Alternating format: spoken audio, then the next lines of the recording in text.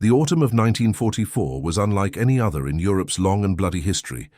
The continent lay in ruins, entire towns reduced to ash, bridges blown apart, and fields littered with twisted steel. The Allied advance had broken through Normandy and surged eastward, chasing the retreating Wehrmacht across the heart of France. But the German army was far from finished. Every hill, every forest, every village turned into a fortress. The Americans, pushing hard through Lorraine and toward the Rhine, found themselves locked in brutal, grinding warfare, tank against tank, man against man. For the weary GIs of the US Third Army, every step forward meant another ambush, another artillery strike, another hidden machine gun nest. Yet nothing could prepare them, or their enemy, for what was about to emerge from the horizon. On a mist-covered morning near the Moselle River, German sentries scanned the distant tree line through binoculars. The faint rumble of tank engines grew steadily louder. At first it was a familiar sound, the low mechanical growl of American Shermans. But as the vehicles broke through the fog, one of them caught their attention. It looked strange, its turret burdened with a strange rack of tubes angled skyward like a monstrous pipe organ. For a moment, the Germans hesitated. Was it some kind of radio array? A new anti-aircraft system? None of them could tell. Seconds later, the answer came in a flash that tore the sky apart. 60 rockets ignited simultaneously with a blinding blaze. A roar followed, not the steady boom of artillery, but a shrieking metallic howl that seemed to rip through the air itself. White trails cut across the sky, forming a deadly fan of smoke and fire. In the next heartbeat, the world exploded. The rockets slammed into the German positions, detonating across hedgerows and farmhouses with a deafening chain of blasts. Earth convulsed underfoot. Windows shattered miles away. A wall of fire raced through the village, swallowing entire sections of the defensive line. Soldiers were thrown from their foxholes, dazed, their ears ringing as debris rained from above. To the survivors, it felt as though the gates of hell had opened. The explosions came so fast, so violent, that no one could even return fire. Men ran for cover that no longer existed. Trees were stripped bare, their trunks burning like torches. For many German troops, hardened by years of combat on the eastern and western fronts alike, it was unlike anything they had ever witnessed. Some shouted that they were under air attack. Others believed naval artillery was raining down from miles away. But no, the weapon was much closer, rolling forward across the muddy French fields on steel tracks. It wasn't a bomber formation, it wasn't even artillery. It was one tank, and it had just rewritten the rules of modern warfare. The American. Soldiers who watched the barrage from behind their lines stood in stunned silence. They had never seen such concentrated power unleashed so quickly. The new weapon, they would soon learn, had a name, the T-34 Calliope. 60 4.5-inch rockets mounted on top of a Sherman tank, capable of blanketing an entire grid square in less than 15 seconds. Its designers had modeled it after the Soviet Stalin organs that had terrorized German troops on the Eastern Front. But this was something even more mobile, more immediate, a storm of fire that could move with the spearhead of an advancing army. That morning near the Moselle, the Germans called it Höllenmusik, the music of hell. For the Americans, it was proof that their engineering had turned imagination into dominance, and as smoke rolled across the valley and the last echoes of the rockets faded into the autumn air, one truth became clear to both sides. The battlefield had changed forever. The story of the Sherman Calliope didn't begin in the chaos of Europe's burning villages, but in the quiet laboratories and proving grounds of the United States. In 1943, as the war reached its brutal midpoint, American military engineers faced a problem that strategy alone couldn't solve. The Allied armies were advancing, but every inch of ground cost blood. German defenses, dug deep, reinforced with concrete and steel, slowed assaults to a crawl. Conventional artillery could destroy them, but it required time, coordination, and static positions far behind the lines. Commanders wanted something faster, a weapon that could deliver the power of an artillery strike instantly, from the front, without waiting for coordinates or communication delays. That demand gave birth to one of the strangest and most innovative weapons of the war, At the Aberdeen Proving Ground in Maryland, Lieutenant Colonel Robert B. Staver, a man obsessed with the possibilities of rocket warfare, began experimenting with ways to bring massed rocket fire to the armored divisions. He had studied Soviet reports from the Eastern Front, the terrifying effect of the BM-13 Katyusha launchers, which the Germans had nicknamed Stalin's organs for the eerie howling sound they made as they fired. Staver believed America could do better, not by copying the Soviets, but by fusing their concept with the armored power of the Sherman tank. His vision was simple and revolutionary: strap a rocket launcher onto a tank and let it carry its own artillery barrage wherever it went. Engineers under Staver's command began welding prototype frames out of steel tubing, experimenting with angles, wiring, and ignition systems. They mounted racks of 4.5-inch rockets, the same kind used by the US Navy, onto the top of a Sherman's turret. The first test looked almost comical. The launcher made the tank top-heavy, and when the rockets fired, the backblast kicked up such clouds of dust that no one could see what happened. But when the smoke cleared, the test range was torn apart. Craters pocked the earth, target vehicles were shredded, and even hardened observers stood in silence. Staver had just proved that a tank could become a mobile hurricane. Refinements followed quickly. The launcher system was improved into a rack of 60 tubes arranged in rows, each capable of holding a single high-explosive rocket. The entire setup could be wired to the tank's electrical system, allowing the crew to fire in controlled bursts, or unleash all 60 rockets in a single apocalyptic salvo. Each rocket carried about 20 pounds of TNT. Multiply that by 60 and a Sherman Calliope could throw the equivalent of 200 pounds of explosives in under 20 seconds. To a commander, it was like having a small air raid on demand. To the men who would eventually crew it, it was both awe-inspiring and terrifying. The weapon's name came not from a code or an acronym, but from a joke. When soldiers at Aberdeen first saw the prototype, with its rows of tubes pointing skyward, someone remarked that it looked like a calliope, the steam-powered musical organ used in circuses and riverboats. The name stuck, but its irony was grim. This organ didn't play tunes, it screamed destruction. The sound of its rockets firing would become one of the most distinctive and dreaded noises of the late war. By mid-1944, the first Calliopes were shipped across the Atlantic, bound for Europe. They weren't standard issue. They weren't even officially recognized in Army doctrine yet, but they arrived just in time. The Allies were deep in the fight for France, and the German lines were growing desperate and heavily fortified. The Calliope was untested in real combat, but that was about to change. Engineers and tankers alike waited to see whether Staver's creation would prove a miracle or a misstep. Within months, the answer would come in fire and thunder, and the Germans would be the first to feel its wrath. When the Sherman Calliope finally rolled into combat, it was no longer a curious experiment. It was an untested storm waiting to be unleashed.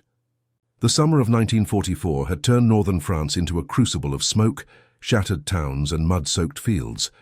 The Allies had broken out from Normandy and were pushing toward the heart of German resistance. But progress was slow and bloody. Every hedgerow was a fortress, every village a trap. The Germans had mastered defensive warfare, turning terrain into a weapon. Machine guns barked from concealed nests. Panzerfaust teams lurked behind every wall, and mortars rained down from unseen ridges. Traditional Sherman tanks struggled to flush them out. The Calliope's arrival promised something new: the ability to turn a single tank platoon into an inferno of explosive firepower. The first combat deployment came with the US 14th Armored Division near Metz in late 1944. German forces were entrenched in a network of bunkers overlooking a valley road the Americans needed to advance through. Artillery couldn't reach the precise coordinates fast enough, and air support was grounded due to thick cloud cover. The Calliope, strapped atop a standard M4 Sherman, was rolled forward under the cover of darkness. The crew, Sergeant Harold Mason, gunner Thomas Pierce, and driver Jack Rourke, were among the first to operate the strange contraption in real battle. They'd been trained only days earlier, and even then no one knew how the system would behave under stress. Mason later recalled in his field notes, "We didn't know if it would blow us up or the Germans, but we were sure it'd do one of the two. As dawn crept over the battlefield, the Calliope took position behind a low ridge. The order came through the radio: fire. With a single press of the electrical trigger, 60 rockets ignited almost simultaneously. The air tore apart with a mechanical scream that sent shivers down every spine. The launcher roared like a demonic organ, spitting flame and smoke in furious succession. In less than half a minute, the German hillside erupted in chaos. The high-explosive rockets hammered the enemy positions, ripping apart bunkers, machine gun nests and vehicles. Soldiers who survived described the effect as the sky falling. The blast waves knocked men to the ground even inside their trenches. For a moment, the Germans didn't even return fire. The shock was that overwhelming. The Calliope had done its job. When the smoke cleared, Allied infantry advanced with almost no resistance.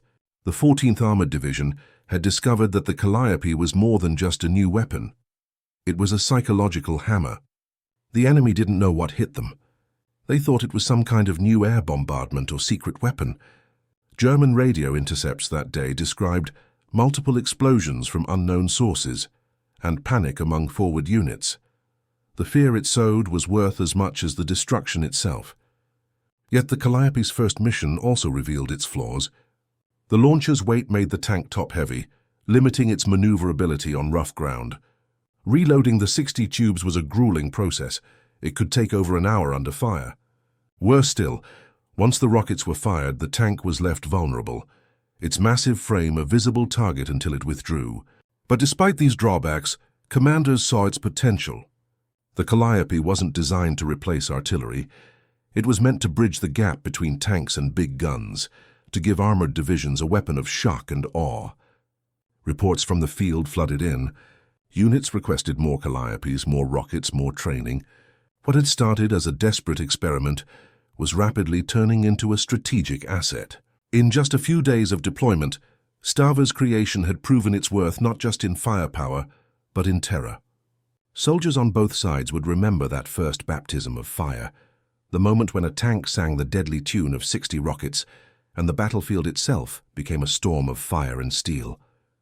By early 1945, the Sherman Calliope had evolved from a battlefield oddity into a weapon of reputation, a terrifying symbol of the Allies' technological dominance and psychological warfare.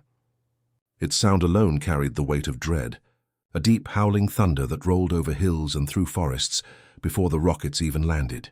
German soldiers began to refer to it in hushed tones, comparing it to the Soviet Stalin's organ, the Katyusha launcher whose unearthly wail haunted the Eastern Front.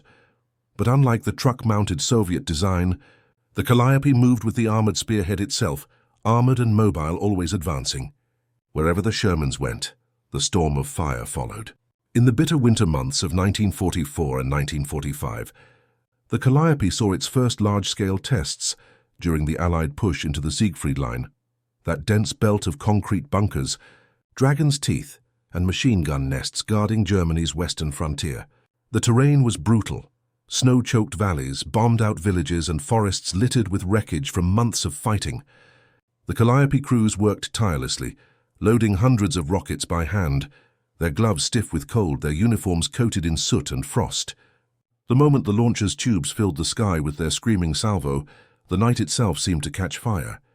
The rockets, each carrying a 60-pound warhead, left glowing trails across the black horizon, before erupting in walls of flame that lit up the snow like daylight. Infantrymen who witnessed it described it as a vision of hell, but it was their hell unleashed upon the enemy, one officer recalled in his report. It felt as though the mountain itself was cracking open. For the German defenders, morale crumbled under the constant roar. The rockets didn't always land with precision. In fact, accuracy was never their strength. But their sheer volume and unpredictability broke the rhythm of enemy counterattacks. They filled trenches with shrapnel, set vehicles ablaze, and disoriented soldiers so completely that coordinated resistance often collapsed. The Calliope's true power wasn't mathematical accuracy, it was psychological shock. Soldiers who survived bombardments described the rocket's approach as a chorus of banshees, a wailing, rising scream that ended in earth-shaking detonations. One German diary entry recovered near Aachen read simply, The Americans have a weapon that sounds like the end of the world. Yet behind that awe and terror, the weapon's operation remained grueling. Reloading 60 tubes after every salvo was physically exhausting and often had to be done under fire. Engineers had tried to design quick-release racks, but logistics and battlefield pressure made it near impossible. Crews learned to adapt, often carrying spare rockets in half-tracks nearby, working in teams of 5 or 6 to reload before nightfall. The launcher's complex wiring system also required care. One faulty connection could misfire a rocket or cause premature ignition, something that terrified even veteran tankers. Still, the crews grew proud of their machines. They began to see the Calliope not just as a weapon, but as a symbol of ingenuity, an American answer to the unpredictable brutality of war. The Calliope's use spread quickly through armored divisions crossing into Germany. During the Rhine crossings, Calliope-equipped Shermans were positioned behind the first wave of tanks, laying down covering barrages that shook entire riverbanks. The explosions sent geysers of water and dirt hundreds of feet into the air, masking bridge builders and engineers from enemy gunners. In a matter of minutes, the Calliope could turn a defensive strongpoint into a wasteland, and as the Allies pressed deeper into German territory, the launcher's legend grew. It was more than firepower, it was spectacle. Civilians, prisoners, even Allied infantry watched in awe as the steel pipes roared, lighting up the frozen sky with a symphony of fire. The Calliope had become the very embodiment of industrial warfare, a creation born not of elegance, but of overwhelming, unrelenting force.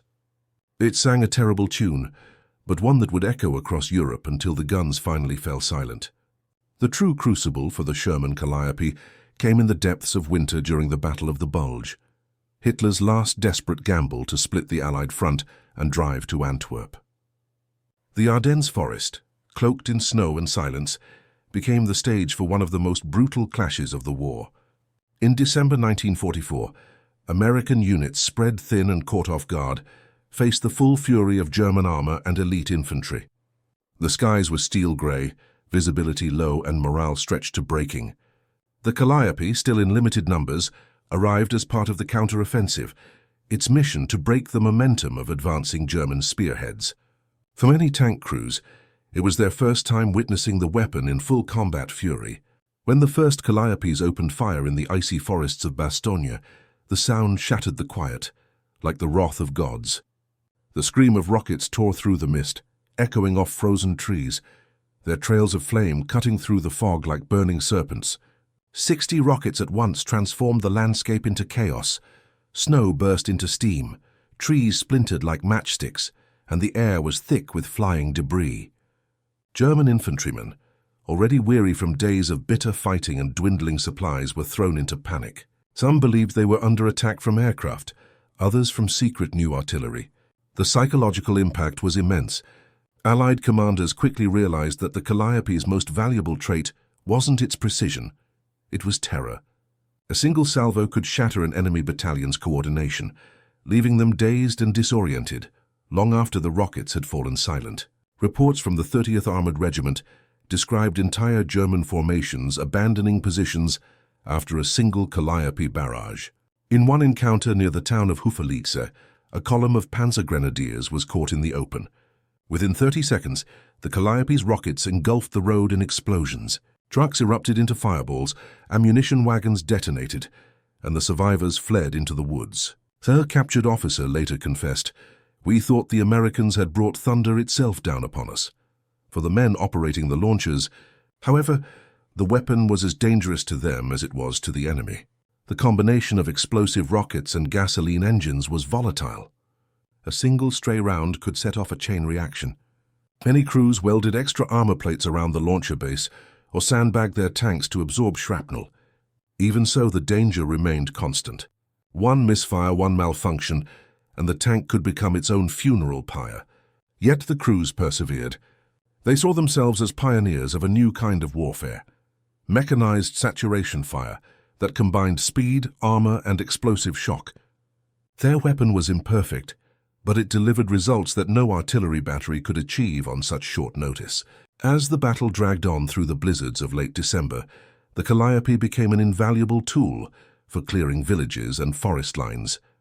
When enemy snipers or anti-tank guns halted an advance, the order came: bring up the Calliope. Within moments, the frozen horizon would glow orange, the rockets roaring skyward before raining destruction across a quarter-mile stretch of enemy territory.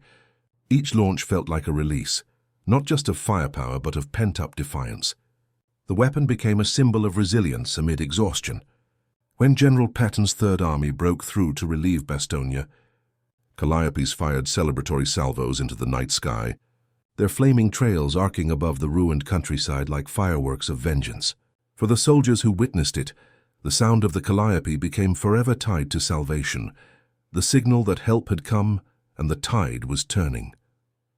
The Ardennes had tested every weapon and every will, but it was here, amid the snow and blood, that the Calliope proved its place in history, not as a flawless machine, but as a thunderous reminder that innovation, when born of desperation, can change the rhythm of war itself.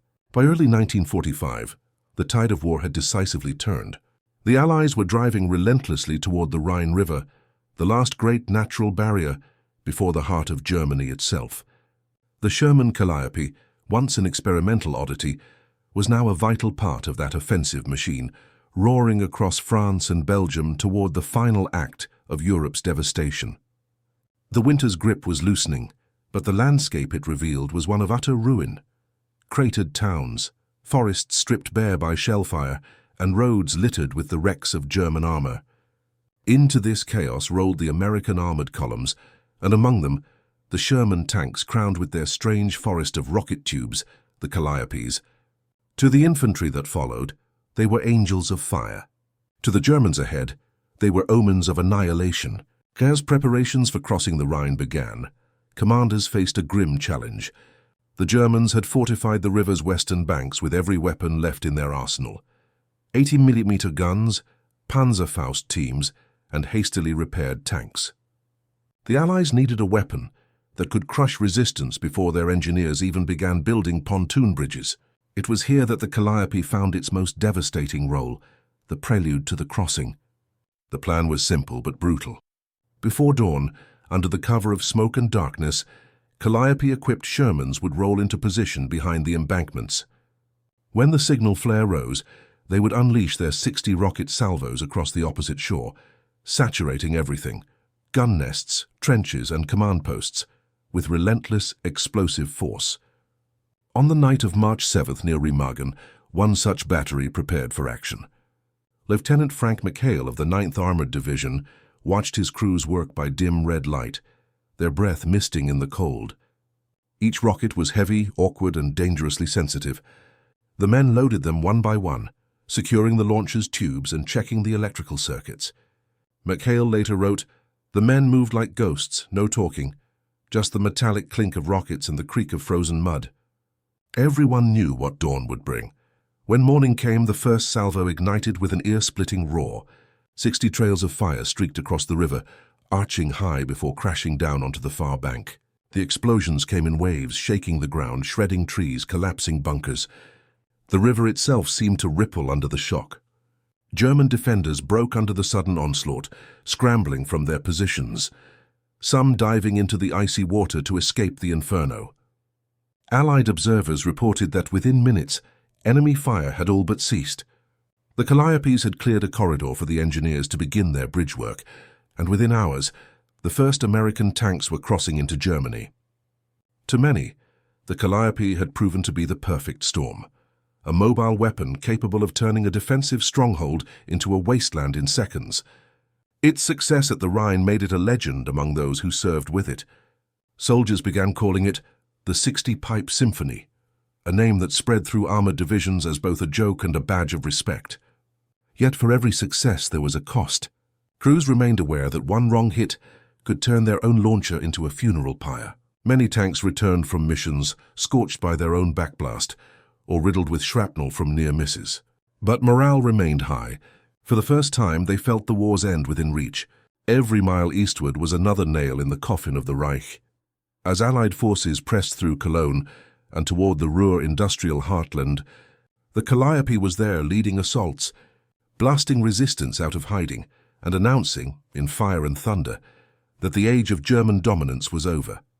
The roar of its rockets echoed not just across the Rhine, but across history itself, as the weapon that turned the tide in the closing chapters of World War II's most ferocious campaign. By late March 1945, the Allies were no longer fighting for footholds. They were carving a path straight into the German heartland. Cities that once stood as proud industrial strongholds now smoldered under the relentless advance. Cologne, Mainz, and Kassel lay in ruins, their factories silent, their skies thick with smoke. Amid this devastation, the Sherman Calliope continued its grim work, serving as both a battering ram and a herald of collapse. Each time the launcher roared, it announced not just an assault but the end of German resistance in yet another corner of the Reich. The Calliope units had by now refined their tactics. Rather than firing blindly, they coordinated closely with reconnaissance aircraft and forward observers. Targets were mapped with precision, and when the launch orders came, entire grid sectors vanished beneath a storm of rockets. The weapon's power wasn't in its accuracy, but in its ability to drown the enemy in chaos. A single Calliope could saturate an entire square mile with explosions, leveling structures and scattering defenders before the main tanks even arrived. The German army, now composed largely of young recruits and scattered remnants of older divisions, could no longer mount cohesive counterattacks. They were exhausted, undersupplied, and demoralized. Against the Calliope's screaming rockets, they felt utterly powerless. In cities like Remscheid and Hagen, where the Americans met pockets of desperate resistance, the Calliope became the first call for action. The order went out, "Prep the field," and soon the familiar wail filled the air. 60 streaks of flame rose into the grey sky before arching downward into streets lined with barricades and machine gun nests. Within seconds, entire neighborhoods disappeared in flame and smoke. Buildings collapsed like sandcastles, and the few surviving defenders stumbled out of the inferno in shock, their will to fight broken. Civilians, too, witnessed the weapon's fury, and for many it was the moment they realized the war was lost. They had seen Allied bombers devastate their cities from above, but the Calliope brought destruction up close, earthbound, personal, immediate. Its rockets didn't fall from the heavens. They screamed from the horizon like the voice of vengeance itself. The weapon turned the advancing front into a moving apocalypse, a tide of steel and fire that left no refuge for those who resisted. Yet for the Allied crews, the experience was not one of triumph alone. Many soldiers later recalled mixed feelings of awe and horror at the devastation their weapon unleashed. Some tankers described the eerie silence that followed each barrage, when even the birds had fled, and the only sound was the crackle of burning rubble. "It was like setting the world on fire," one crewman wrote. "We could feel the heat from a mile away." Despite the destruction, discipline remained strict. Targets were chosen carefully, and commanders stressed the need to spare civilian lives wherever possible. But war has no clean edges, and in those final months, chaos often blurred the lines between necessity and annihilation. As the Allies pushed toward the Ruhr, Germany's industrial heart, Calliopes were tasked with neutralizing fortified towns and bridges. Their barrages paved the way for infantry and engineers, opening corridors through which supply convoys and armored divisions could flow. Each rocket launched was a statement of inevitability, the mechanical chorus of a war machine that would not stop until the Reich itself was ashes. By April, the weapon's roar had become synonymous with defeat in the German imagination. Survivors spoke of it in whispers, as if the sound alone might summon it again. The Calliope had fulfilled its purpose, not merely as a weapon of destruction, but as a symbol of dominance. The war that had begun with blitzkrieg and precision ended with saturation and fire. And as the Allies advanced through the charred remnants of what was once Germany's might, the Sherman Calliope stood as proof that innovation, fueled by desperation and forged in fire, could change the course of history itself. By April 1945, the guns of Europe were approaching their final thunder. The German army, fractured and gasping, was retreating on every front. The Rhine had been crossed, the Ruhr pocket was collapsing, and the Allies were now pushing toward the Elbe. Yet even in these closing weeks, the fighting was fierce, desperate, and unpredictable. Pockets of resistance flared across small towns and industrial ruins, where die-hard Waffen-SS units and fanatical Volkssturm militias refused to surrender. For the Sherman Calliope crews, this was the war's final crucible, a mission not just of destruction but of closure. They were no longer just soldiers in a campaign. They were witnesses to the end of an era. The once experimental launcher, born out of improvisation and necessity, was now a battle-tested weapon that embodied the full weight of American ingenuity. Each Calliope had its scars: scorched armor, shrapnel dents, the lingering smell of cordite that never left the metal. The crews were veterans now, their faces hardened by months of fire and mud. They'd learned to load rockets in the dark, repair wiring under shellfire, and fire by instinct when radios failed. The war had shaped them as much as their machine. In one of its final documented uses, near the town of Dessau, a platoon of Calliope-equipped Shermans prepared for what would become one of their last coordinated barrages. German troops had dug into a rail yard and were using freight cars as makeshift bunkers, blocking the Allied advance. The weather was grey and still, the kind of oppressive calm that always seemed to precede destruction. At 0700 hours, the signal flare rose, a streak of red cutting through the haze. Seconds later, the Calliopes opened fire.